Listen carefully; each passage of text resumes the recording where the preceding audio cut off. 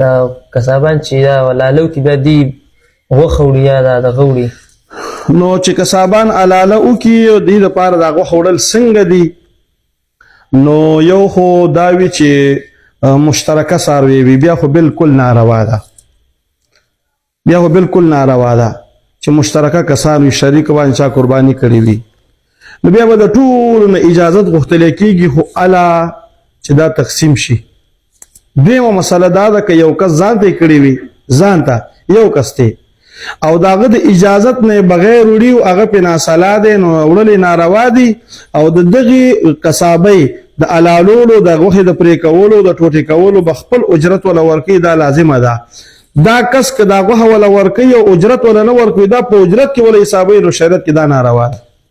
او که پیسې ورکړي بیا صحیح ده د پیسې که ورکړي نو بیا وړل ولا جایز دي خو په شرط د دې چې دا مالک پې راضي وي که دې پې ناراضه وي بیا وړل ناروا دي